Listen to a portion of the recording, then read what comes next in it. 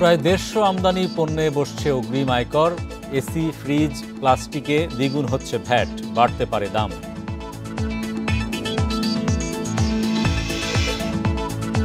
পঁয়ত্রিশ পরিচালক পদে বিজিএমইএ নির্বাচনে ভোট গ্রহণ শেষ, নতুন নেতৃত্ব বেছে নিল ভোটাররা।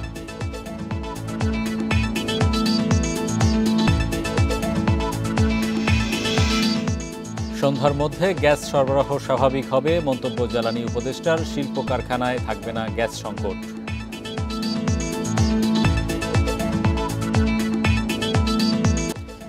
আমন্ত্রণ অর্থনীতি সারাদিনে আপনাদের সাথে আছি আমি হরি সাহা। শুনছিলেন শিরোনাম, এবার জানাবো বিস্তারিত। শুরুতেই আসন্ন বাজেট নিয়ে বিশেষ প্রতিবেদন।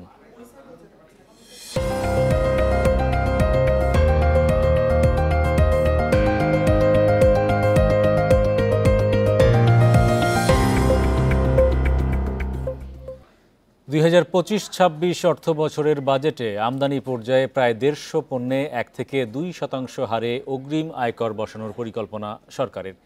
খাদ্যপণ্যের পাশাপাশি পোশাক শিল্পের কাঁচামাল, চিকিৎসা সরঞ্জাম সহ বিভিন্ন গুরুত্বপূর্ণ পণ্যে এ কর বসানো হবে।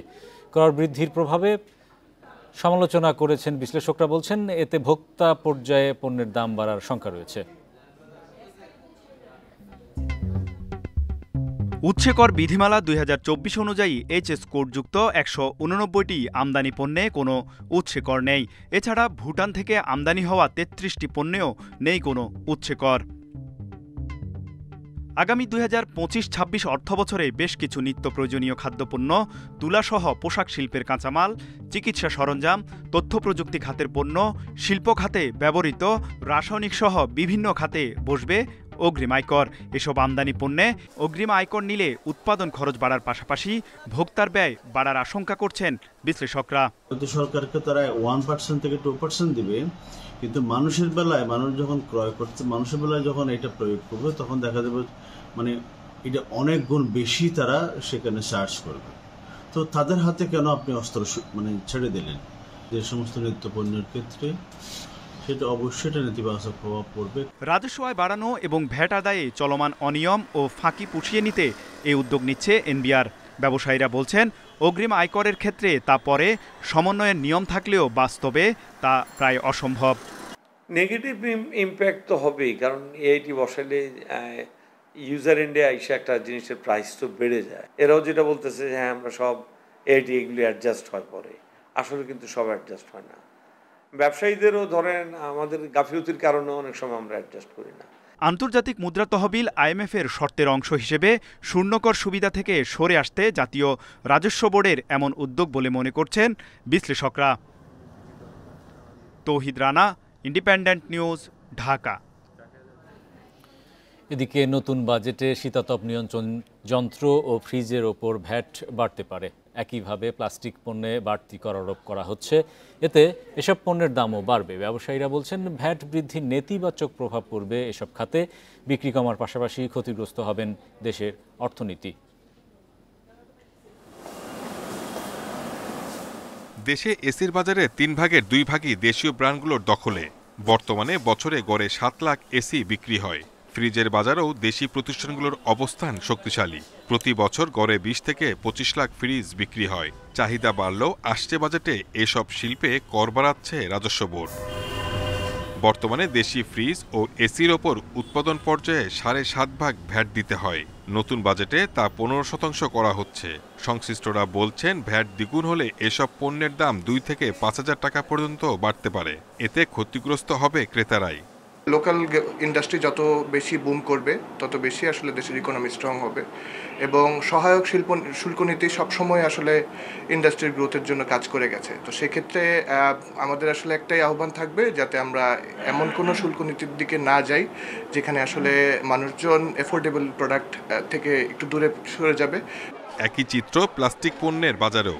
দেশে এর বাজার প্রায় 40,000 কোটি টাকা। অভ্যন্তরীণ চাহিদার প্রায় 100% পূরণ করতে পারছে দেশীয় প্রতিষ্ঠানগুলো। এ শিল্পেও ভ্যাট বেড়ে 15% করা হচ্ছে। ব্যবসায়ীদের দাবি, এমন সিদ্ধান্তে উৎপাদন ও রপ্তানিতে প্রভাব পড়বে। ভ্যাটের যে প্রিন্সিপাল, সেই প্রিন্সিপাল অনুযায়ী ভ্যাট দিতে হবে কাস্টমারকে, কিন্তু কাস্টমারকে তো আমি যে প্রোডাক্টের সিস্টেম এটা আছে, সেলস সিস্টেম, সাপ্লাই চেইন যেটা, সেটা থেকে কাস্টমার কাছে আদায় করার কোনো সুযোগ নাই। অতএব এটা আসলে করাটা সমীচীন হয় নাই। নতুন বাজেটে সুপারি, হোগলা পাতা ও মাটির তৈরি তৈজসপত্রের ভ্যাট অব্যাহতির পরিকল্পনা রয়েছে সরকারের। Shahid Ahmed, independent news, Dhaka. ঋণ খেলাপি, কালো টাকার মালিক ও অর্থ পাচারকারীদের কাছ থেকে টাকা আদায় করে তা দুর্নীতির কর নামে নতুন এক রাজস্ব খাতে জমা করা উচিত, যা ভবিষ্যতে নৈতিক অর্থনীতি গড়ে তোলায় ভূমিকা রাখবে বলে মন্তব্য করেছেন সিপিডির সম্মাননীয় ফেলো ডক্টর দেবপ্রিয় ভট্টাচার্য।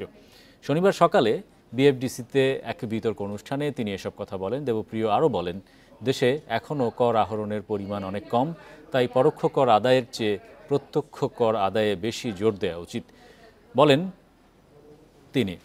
এছাড়া সরকারের ব্যয়ের ক্ষেত্রে স্বচ্ছতা আনা গেলে করদাতারা কর দিতে উৎসাহিত হবে বলে মনে করছেন তিনি। এ সময় দেশের অভ্যন্তরীণ ঋণের ওপর নির্ভর না করে বিদেশি ঋণ নিয়ে প্রকল্প বাস্তবায়নের আহ্বান জানান তিনি। বলেন, অর্থনৈতিক স্থিতিশীলতা রক্ষা এবং ব্যক্তি খাতের বিনিয়োগের জন্য সরকারি নীতির ধারাবাহিকতা রক্ষায় নির্বাচন প্রয়োজন।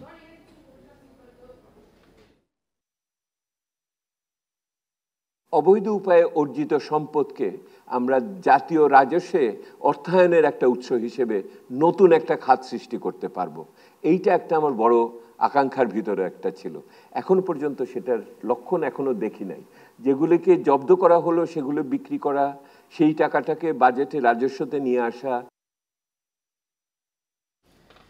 তৈরি পোশাক শিল্প মালিকদের সংগঠন বিজিএমই এর নির্বাচনে ভোট গ্রহণ শেষ হয়েছে। ঢাকা ও চট্টগ্রামের হোটেল রেডিসন ব্লুতে সকাল ৮টা থেকে শুরু হয়ে ভোট চলে বিকাল ৫টা পর্যন্ত। ভোট গ্রহণ হয়েছে ৮৭.৫%। ভোট গ্রহণ শেষে চলছে এখন গণনার কাজ। এ ভোটে আগামী ২ বছরের জন্য পোশাক শিল্পের মালিকরা নেতা নির্বাচিত করছেন। এবারের বিজিএমই এর নির্বাচনে ভোট যুদ্ধে লড়ছেন মোট ৭৬ প্রার্থী। নির্বাচনে ১,৮৬৪ জন গার্মেন্টস মালিক তাদের ভোটাধিকার প্রয়োগ করেছেন। এবারের নির্বাচনে ফোরাম ও সম্মিলিত পরিষদ ৩৫টি পরিচালক পদের বিপরীতে প্রার্থী দিয়েছেন। বাকি ৬ জন ঐক্য পরিষদের ব্যানারে স্বতন্ত্রভাবে ভোট করছেন। গত ৫ আগস্টের পর বিজিএমই এর সভাপতি আব্দুল মান্নান কোচি দেশ ছেড়ে পালিয়ে যান।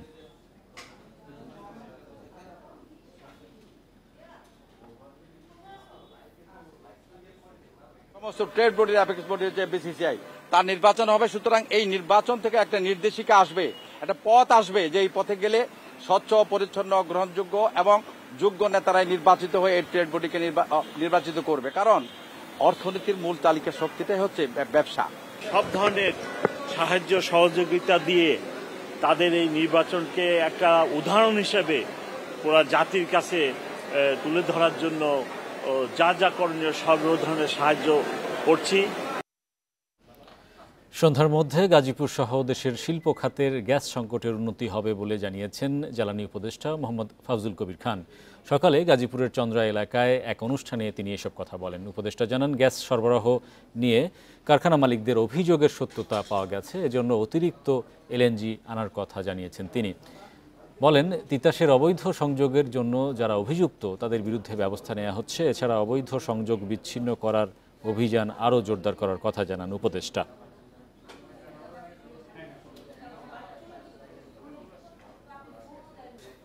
তৈরি পোশাক শিল্প মালিকদের সংগঠন বিজিএমই এর নির্বাচন অনুষ্ঠিত হচ্ছে।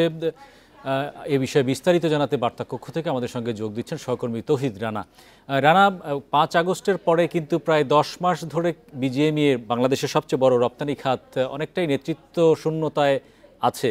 আজকে নির্বাচনের মাধ্যমে নেতৃত্ব নির্বাচন হচ্ছে, শিল্প মালিকরা তাদের নেতা বেছে নিচ্ছেন। এর মাধ্যমে এই খাতের গতিশীলতা কতটুকু আসবে, কী ধরনের প্রত্যাশা করছেন?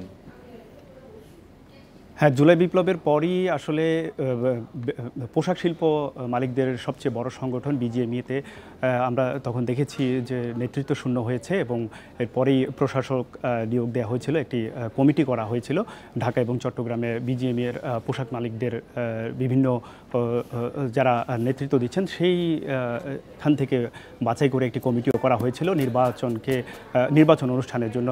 আর বিজিএমই যেহেতু রপ্তানি কারকদের মালিকদের মধ্যে সবচেয়ে বড় সংগঠন।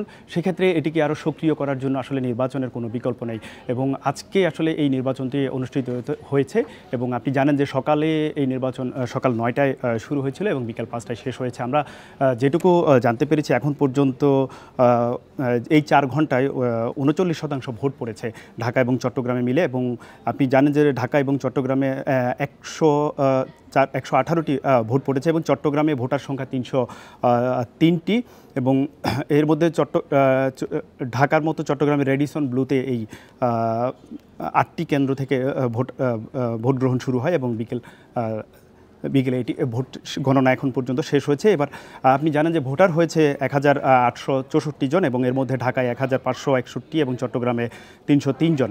আগেরবার যেটা আমরা জানি যে ভোটার ছিলেন 2496 জন এবং এবার শুধু সচল কারখানার উদ্যোক্তাদের ভোটার হওয়ার সুযোগ আসলে পেয়েছেন।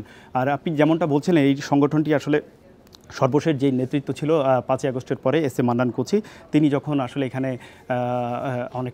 অনেকটা নিষ্ক্রিয় ছিলেন তখনই আসলে এটি অনেকটা কার্যকারিতা হারায়, ফলে আসলে নির্বাচনের কোনো বিকল্প নেই। অর্থাৎ এই বিজিএমই যদি সক্রিয় হয় তাহলে তৈরি পোশাক মালিকদের যে সংগঠন তৈরি পোশাক মালিকরা তারা তাদের দাবি দাওয়া এই বিজিএমির মাধ্যমে দিয়ে থাকেন সরকারকে এবং তাদের যে বিভিন্ন সমস্যা সেই সমস্যা সমাধানের ক্ষেত্রে এই সংগঠনটি বেশ ভূমিকা রাখে এবং অর্থনীতিতে এই পোশাক শিল্প মালিকরাই আসলে সবচেয়ে বেশি ভূমিকা রাখে। সেক্ষেত্রে এই সংগঠন আসলে সক্রিয় হওয়াটা খুবই জরুরি এবং এখানে আপনি জানেন যে 3টি ফোরাম আসলে এখানে এই সংগঠনে আসলে প্রতিদ্বন্দ্বিতা করছেন। ফোরামে সম্মিলিত পরিষদ, ঐক্য পরিষদ এবং ফোরাম, এই 3টি জোট আসলে সবচেয়ে বেশি নির্বাচনে প্রতিদ্বন্দ্বিতা করছেন এবং এর মধ্যে সবচেয়ে বেশি প্রতিদ্বন্দ্বিতা হচ্ছে ফোরাম এবং সম্মিলিত পরিষদ, এই দুটির মধ্যে।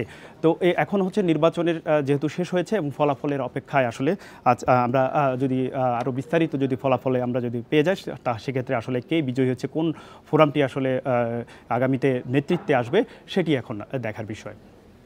ধন্যবাদ চৌধুরী রানা আমাদের সঙ্গে যুক্ত হওয়ার জন্য। রাজধানীর হাটে আসতে শুরু করেছে কোরবানির পশু। ঈদের 7 দিন বাকি থাকলেও বিক্রি এখনও তেমন জমে ওঠেনি। ঈদুল আজহাকে ঘিরে প্রতি বছরের মতো এবারও কোরবানির পশুর হাট বসেছে তেজগাঁও এলাকায়।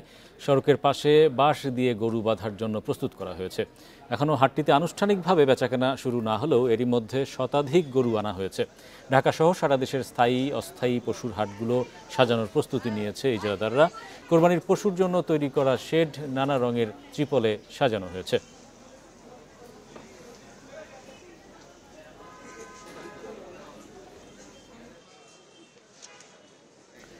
এদিকে দর কষাকষিতে জমজমাট দেশের কোরবানির পশুর হাট।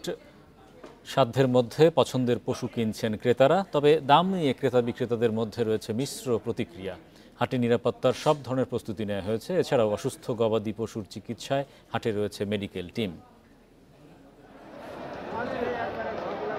কোরবানির ঈদের বাকি বেশ কয়েকদিন, পশুর হাটে শুরু হয়েছে ক্রেতা বিক্রেতার তোড়জোড়। ফরিদপুরের 9 উপজেলার 40টি স্থানে বসেছে পশুর হাট। দাম নিয়ে মিশ্র প্রতিক্রিয়া থাকলেও পছন্দ পশু কিনছেন অনেকে। ক্রেতাদের সমাগম কম থাকলেও সামনে বেচাকেনা ভালো হওয়ার আশা বিক্রেতাদের। দাম মোটামুটি ভালোই যাইতেছে, একবারে খারাপ না, মধ্যমতো আছে বাজার, একবারে কমও না বেশিও না। বিভিন্ন জায়গা থেকে পরিবহন যোগে যে পশুগুলো আসতেছে সাময়িকভাবে অনেক সময় অসুস্থ হয়ে যায়। তো যদি অসুস্থ হয়ে যায় প্রাথমিক ট্রিটমেন্টের জন্য আমরা সর্বদা নিয়োজিত। জমে উঠেছে জয়পুরহাটের 5 উপজেলার 17টি পশুর হাট। গতবারের চেয়ে গরু প্রতি 5 থেকে 10,000 টাকা কম বলছেন বিক্রেতারা। আজকে জয়পুরহাট আইছি 18 পিস গরু কিনছি, কারোর থেকে গরু প্রতি 5-7,000 10,000 কম আছে এখন। তাহলে এখন তো দাম যে কম করছে তাতে আমার দুটা গরু 2 লক্ষ টাকা খরচই নাই। একই চিত্র রংপুরের পশুর হাটে। অনেক খামারি নিজেদের গবাদি পশু বিক্রির জন্য বাজারে তোলা শুরু করেছেন, আর সীমান্ত দিয়ে গরু চলাচল রোধে ব্যবস্থা নেয়ার আশ্বাস প্রাণী সম্পদ কর্মকর্তার। প্রতিটা হাটেই আমাদের ভেটেরিনারি মেডিকেল টিম ডাক্তার সহ থাকবেন। তারা ক্রেতা এবং বিক্রেতার অনুরোধে গবাদি পশুর স্বাস্থ্য পরীক্ষার থেকে অন্যান্য সেবাগুলো তারা নিশ্চিত করবে। আর এবছর সীমান্ত দিয়ে কোনো গরু আসবে না, এটা একেবারে নিশ্চিত। আমাদের আন্তঃমন্ত্রণালয় বৈঠকে এটা সিদ্ধান্ত হয়েছে। নোয়াখালীর হাতিয়ার হরণী বাজারে সপ্তাহের শনি ও মঙ্গলবার বসে গরু ছাগলের হাট। প্রতি হাটে বিক্রি হয় 20 কোটি টাকার পশু। 22টা গরু আনছি, বিক্রি হওয়ার জন্য 60টা বেচছি আলহামদুলিল্লাহ। আমাদের বাজার ইনশাল্লাহ মাল আছে, ওই জন্য সুবিধা আছে। এবং আমরা আইছি নোয়াখালীতে সমৃদ্ধ থেকে আসি, গরুর লাই এবং ছাগলের লাই বেশি এটা লাই একটু ভালো জন্য এখানে আসা। ঝিনাইদহের ৬টি উপজেলার ২২টি গরুর হাটে বেচাকেনা শুরু হয়েছে। ক্রেতারা আসছেন হাটে, করছেন দরদামও। Tanzil Hasnat, Independent News. এদিকে ঈদুল আজহা ঘিরে ব্যস্ত কামারপল্লীগুলো। চাপাতি, ছুরি, বটি সহ বিভিন্ন সরঞ্জাম কিনতে বানাতে দিনরাত পরিশ্রম করছেন কারিগররা। বেচা বিক্রিও হচ্ছে বেশ ভালো। কয়লা সহ সরঞ্জামের দাম কিছুটা বেড়েছে বলছেন বিক্রেতারা। বরিশালের হাতখোলার কামারপাড়া হাতুড়ি পেটার শব্দে মুখরিত থাকছে সকাল থেকে রাত পর্যন্ত। ঈদ ঘিরে কারিগরদের এই ব্যস্ততা, বেচা বিক্রিও জমে উঠেছে। তবে কয়লা সহ সরঞ্জামের দাম বাড়ায় আয় কিছুটা কমেছে বলে জানান বিক্রেতারা। নতুন মাল বেশিরভাগ নেয়, চাকু, চাপট, মানে ছুরি, পাসমা এগুলো। আগে তো 50 টাকা 60 টাকা, এখন ওই একটা দাও 3টে চাপাটি এটার জন্য 500 টাকা, অতিরিক্ত ডাবল। একই চিত্র ফরিদপুরের প্রতিটি কামারের দোকানে। ঈদের জন্য ছুরি, বটি, চাপাতি তৈরি হচ্ছে বেশি। ছুরি, চাকু 150 থেকে 600 আর চাপাতি 700 থেকে 800 টাকায় বিক্রি হচ্ছে। নতুন নেয়ার পাশাপাশি অনেকে আসছেন পুরনোগুলো মেরামতে। আগে যেরকম ঘরে ঘরে খড়ি পোড়াইতো, কয়লা হইতো, এখন তো কয়লা হয় না, ঘরে ঘরে গ্যাস। আমার ঘরেও গ্যাস, যার জন্য আমরা কয়লাটা পাইতেছি না। পুরাতনে বেশি আছে আর নতুনও কিছু বিক্রি করি, তার ভিতরে এবার পুরাতন কাজগুলো একটু কম। নাটোরের কামারপাড়ায় নতুন সরঞ্জামের বিক্রি কম। বিক্রেতারা বলছেন পুরনো ছুরি, চাপাতি মেরামত করতে বেশি আসছে মানুষ।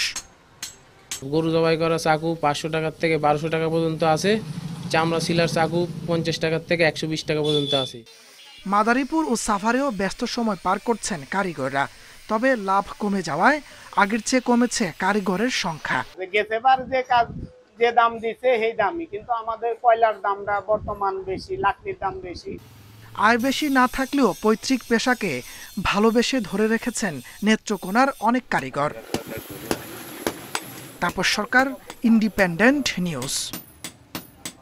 আগামীকাল থেকে 3 মাসের জন্য বন্ধ হচ্ছে সুন্দরবন। এ সময় পর্যটক প্রবেশে নিষেধাজ্ঞার পাশাপাশি নদী, খালে মাছ শিকারও বন্ধ থাকবে। বন সংরক্ষক ইমরান আহমেদ জানান, বর্তমানে সুন্দরবনে 251 প্রজাতির মাছের প্রজনন মৌসুম। তাই 1 জুন থেকে 3 মাসের জন্য জেলেদের সব ধরনের পারমিট বন্ধ রাখা হবে। বনের নদী ও খালে নৌযান চলাচল করলে মাছের ডিম ছাড়তে সমস্যা হবে, তাই এ সময় সব ধরনের নৌযানও বন্ধ থাকবে। এছাড়া বনের পশু পাখির প্রজনন মৌসুমও চলছে। আগামী 3 মাস তাই সুন্দরবনে প্রবেশ করতে পারবেন না কোনো পর্যটক।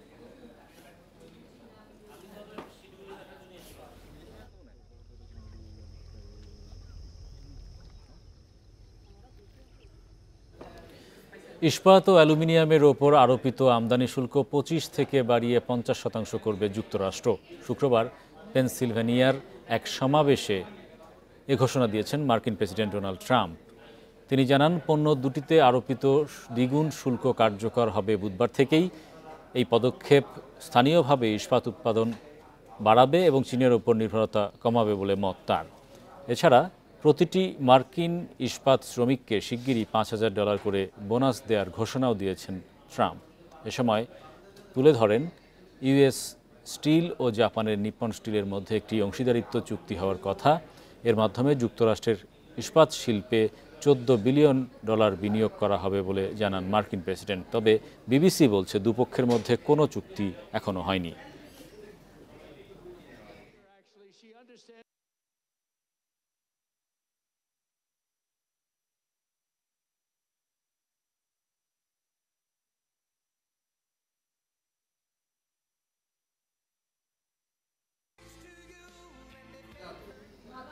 এই ছিল আজকের অর্থনীতি সারাদিনে। ইন্ডিপেন্ডেন্ট টেলিভিশন সব খবর জানতে চোখ রাখুন ফেসবুক, ইউটিউব এবং এক্সে। আমন্ত্রণ আমাদের পরের আয়োজনে।